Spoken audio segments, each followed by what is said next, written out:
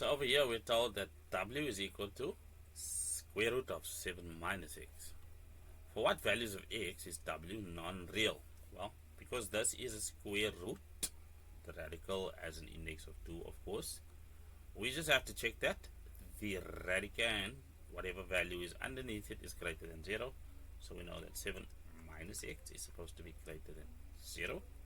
So therefore negative x must be greater than negative 7. And if we multiply by a negative, we'll have x and a 7. But of course our inequality will flip.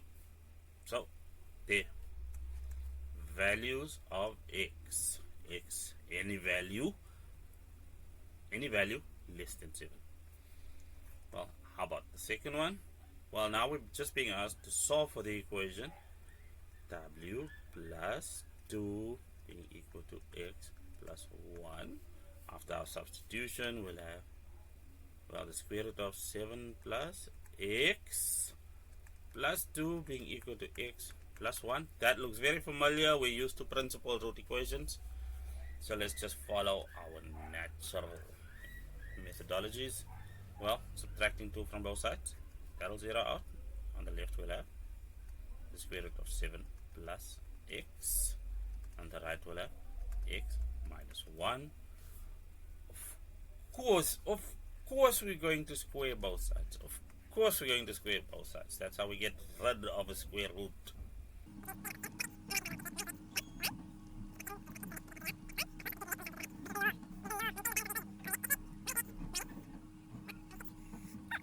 Stuff right.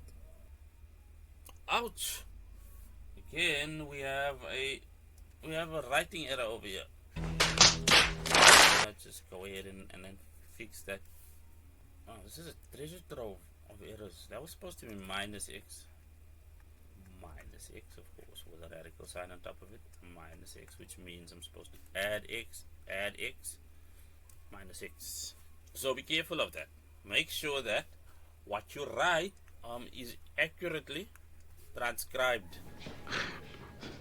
when Really? busy with your solution. So that was my error, a really good error.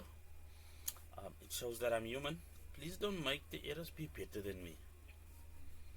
Now continuing, what we'll have of course is x minus 3, x plus 2, therefore x is equal to 3, or x is equal to negative 2. And then what do we have to do always? Well, double check your solutions.